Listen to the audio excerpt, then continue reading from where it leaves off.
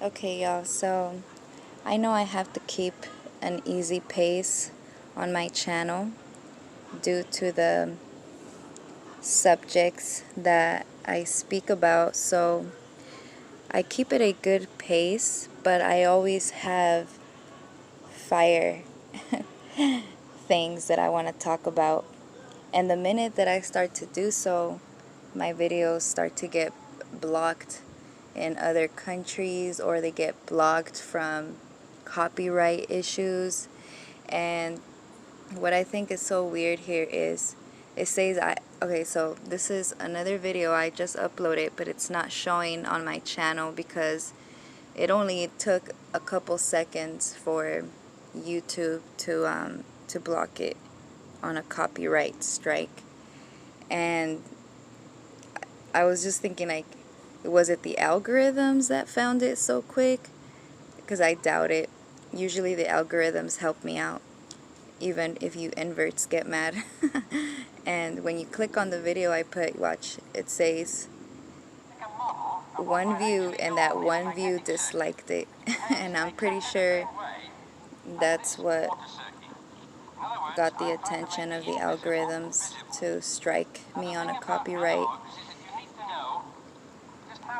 But and just when you have to shoot them down. so what this video is about, it's called Educated Idiots versus Real Geniuses. And I found videos of exactly what I said, of these very prolific and historic scientists that they have all the correct terminologies and the perfect labs to test out everything, and how they consider themselves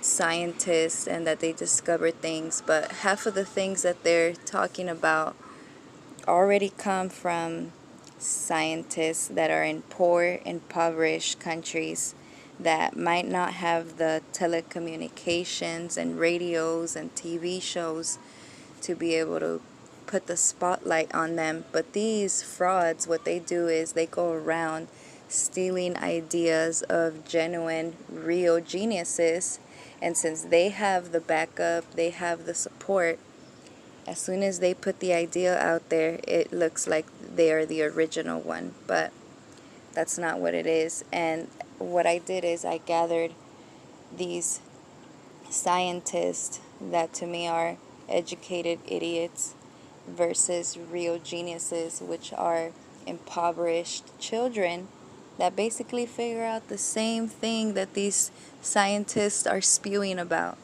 And that's what this video got blocked for. I want you to see this as a circuit. See, when the water has hit the ball, it falls back into the trough and then is returned through pipes back to the pump. Now, of course, we can make the whole thing neater by enclosing it all in pipes, like this. In this circuit, the driving member is here, the pump. This is a valve. If I talk over this video, I can just mirror it and we'll be able to see it like that. I'm gonna try one more time to upload it right now and try using a different method to block the copyrights.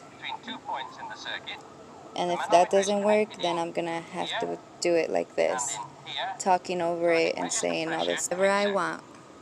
Like this.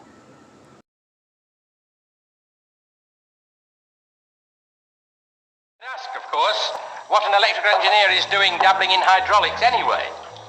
And the answer is that I can see what is actually going on. You see, my own subjects are electricity and magnetism, and both of these are invisible.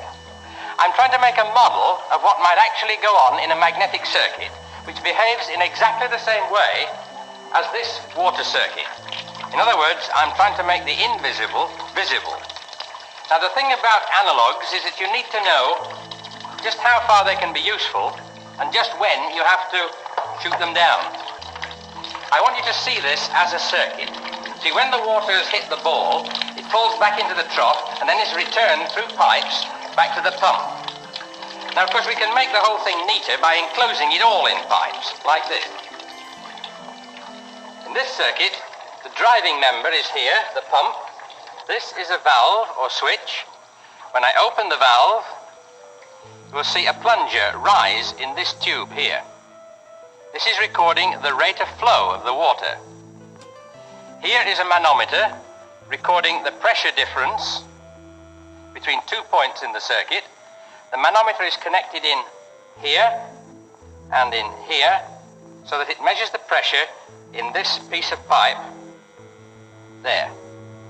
And this water circuit has been designed to be the analog of an electric circuit, like this. Instead of a pump, there is a battery. Instead of a valve, a switch. And instead of a water flow meter, an electric flow meter or ammeter. This voltmeter can be connected either to that point or to this point. By subtracting the two readings, we can measure the electrical pressure drop along this part of the coil. So I'm using something that I know about to help me explain something I know less about. Now, the trouble with analogues is that none of them are ever completely true. So let's see how far we can take this water electric analog before it breaks down. First of all, if I replaced this rigid pipe with a flexible hose, then when I turn the pressure on, it would blow out like a garden hose pipe does and try and make itself into a circle. Now, will the same thing happen with the electric circuit? Suppose I were to replace this coil with a more flexible one, what do you think would happen? I'm going to use a loop of aluminium foil. Ordinary kitchen foil will do, but the thinner the better. When I switch on the current, you see it does bow out like the water pipe. I mustn't leave the current on for too long each time, otherwise I shall burn out the tape. It takes about 20 amps to do this. Now I'm going to try something different. I'm going to hold a bar magnet alongside, and this time when I switch on, something very different occurs. And of course there's no equivalent of this in the water circuit unless I can get hold of a water diviner and his hazel twig. But then, you know, you always get into difficulties when you try to explain the behavior of permanent magnets. My name is Kelvin Do, aka DJ Focus. Alright. It's the youngest DJ Man Focus. I'm from Sierra Leone.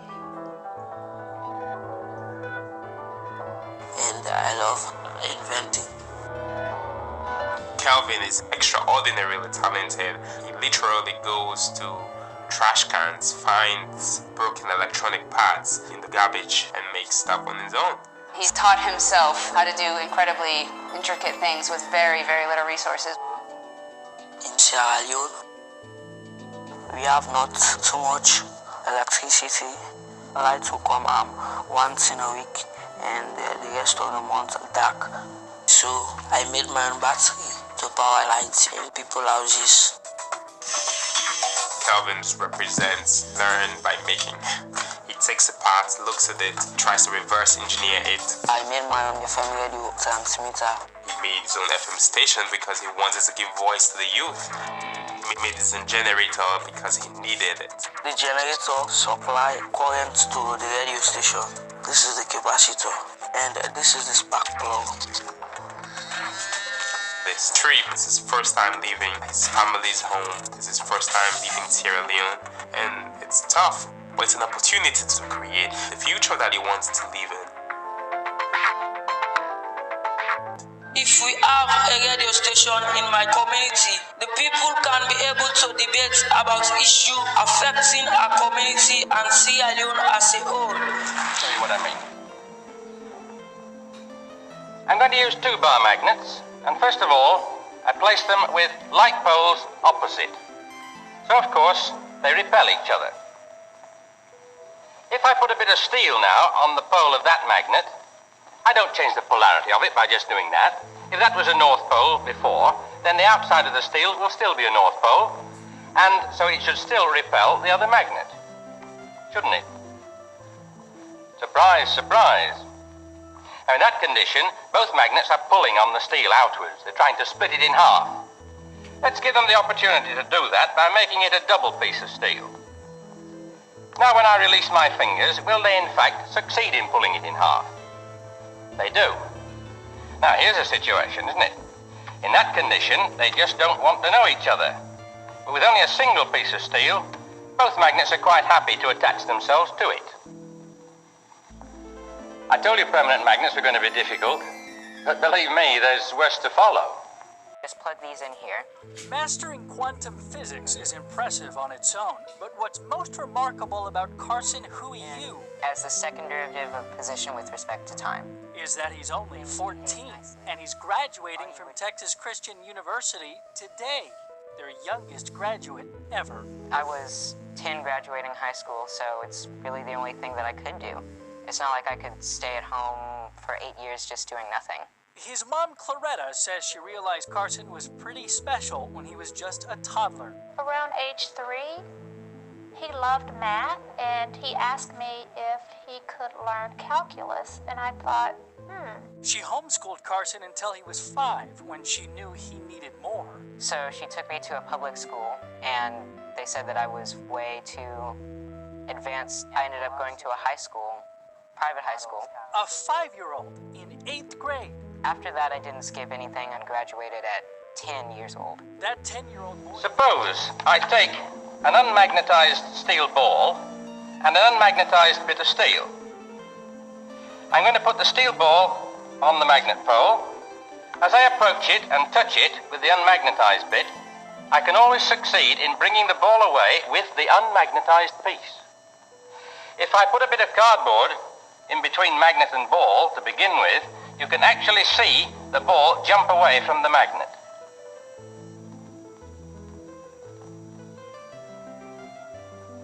I'm going to suggest that an explanation of these phenomena using the pole concept would be very difficult indeed. So what analog can I find to help me with an explanation? Is a school exclusively for gifted children. In the heart of Mexico City is a school exclusively for gifted children.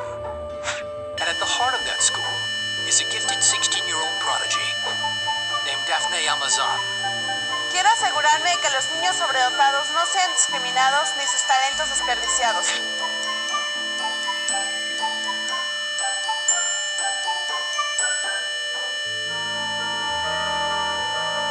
Daphne is a child prodigy who became the world's youngest psychologist at the age of 13.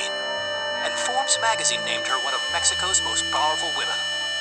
At 14, she received her master's in education. And right now, she is finishing a doctorate in law. As if that wasn't enough, Daphne speaks English, French, Latin, and Mandarin, and finds time during the day to study them all. Did I say that she's only 16? Yes, you did. It is estimated that there is over 1 million gifted children in Mexico, with a talent waiting to be tapped. So Daphne is committed to nurturing the vast talent of the gifted children of Mexico. That's why she teaches psychology at the school she once graduated from, Centro de Atención al Talento.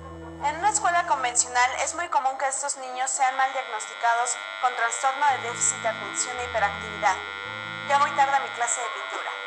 Esto ocurre porque los niños están expuestos a un entorno que no corresponde a sus talentos y a materias que están muy por debajo de sus habilidades intelectuales. Ya voy tarde a mi clase de piano. Esto provoca que los niños se aburran de estos temas y se distraigan. Ya voy tarde a mi clase.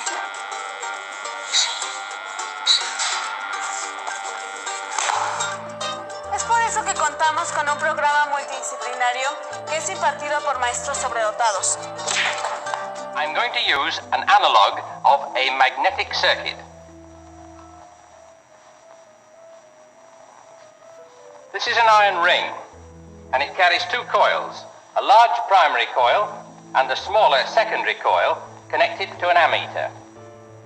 When I switch a current from a battery into the primary coil, there will be a momentary current in the secondary. I'm going to remove the meter and replace it across the secondary with a small lamp. If now I can change the current in this coil continuously, which which I can do by feeding it with alternating current, then I can light the lamp continuously.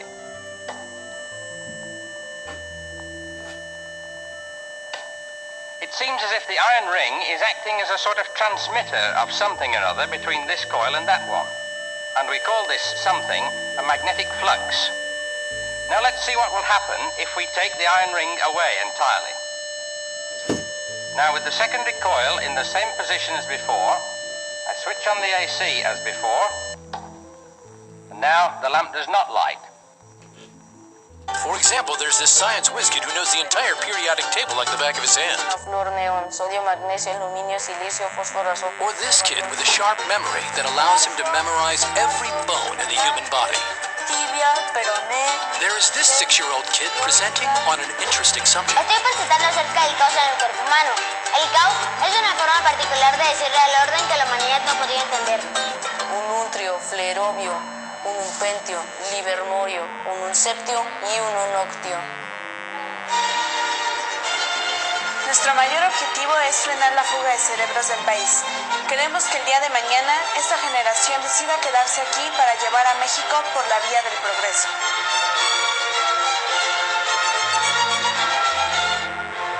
Add the term 1 minus x to represent the constraints of the environment. And here I'm imagining the population x is a percentage of the theoretical maximum, so it goes from 0 to 1.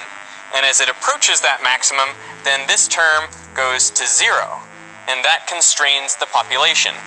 So this is the logistic map. xn plus 1 is the population next year, and xn is the population this year. And if you graph the population next year versus the population this year, you see it is just an inverted parabola. It's the simplest equation you can make that has a negative feedback loop. The bigger the population gets over here, the smaller it'll be the following year. So let's try an example.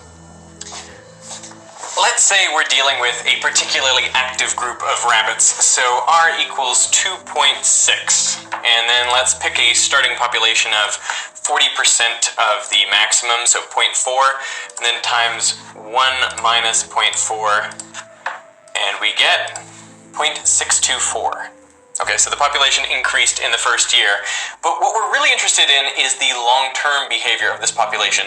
So we can put this population back into the equation, and to speed things up, you can actually type 2.6 times answer times 1 minus answer, get 0.61.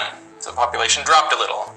Hit it again, 0.619, 0.613, 0.617, 0.615, 0.616, 0.615. And if I keep hitting enter here, you see that the population doesn't really change. It has stabilized, which matches what we see in the wild. Populations often remain the same as long as births and deaths are balanced. Now, I want to make a graph of this iteration. You can see. My name is Santiago Gonzalez. I'm 14 and I love to program. Santiago is crazy about computers. I'm fluent in about a dozen different programming languages. Thousands of people have downloaded my apps for the Mac, iPhone, and iPad. From 6th grade, he jumped to a full-time college student. I will be 16 when I graduate college and 17 when I finish my master's. I really enjoy learning. To me, I find it as essential as eating. Either you die or you're pretty miserable without learning.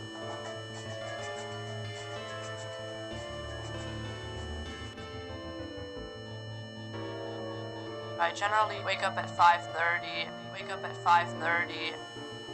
Then I program for about an hour. Eat breakfast. Yeah. I go to school. Bye. Right now, I'm a junior at the Colorado School of Mines. I'm majoring in computer science. Hey. Hi, how are you? Good. I go to see Professor Bacos pretty often to look at my code. I often have this disease, which I call long line-itis. Okay, well, we may be able to do that. Yeah, so that removes the instance, which you don't even need. I didn't even think of that. You know the motivation that we talked about in class about writing beautiful code? Is it enough just to write that slew of code such that the program just works? Or is the code also the artistic medium?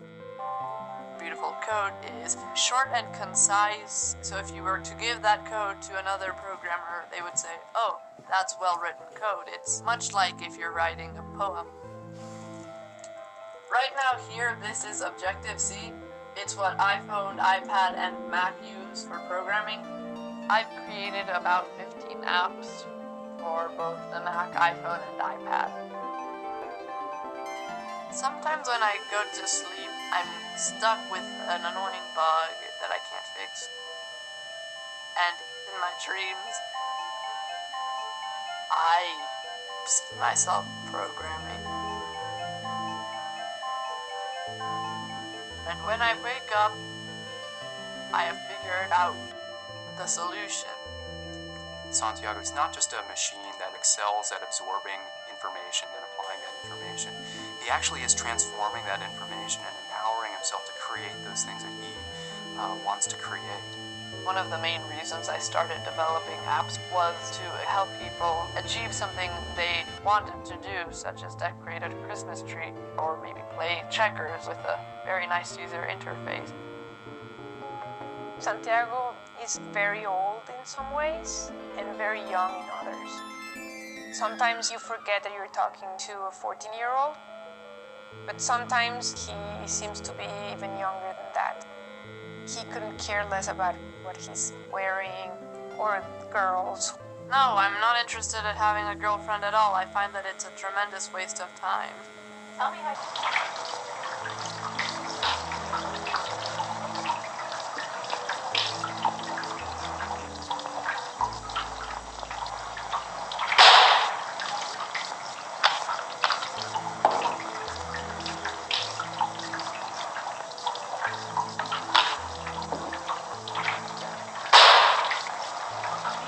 Oh, well, you can't win them all, can you? Now, what am I, a professor of electrical engineering, doing potting at ping-pong balls? It's not just that I think science ought to be fun. I do have a serious purpose in mind. And it isn't the shooting part that interests me. It's how these balls stay suspended on the water jets that really fascinates me. You could ask, of course, what an electrical engineer is doing dabbling in hydraulics anyway. And the answer is that I can see what is actually going on. You see, my own subject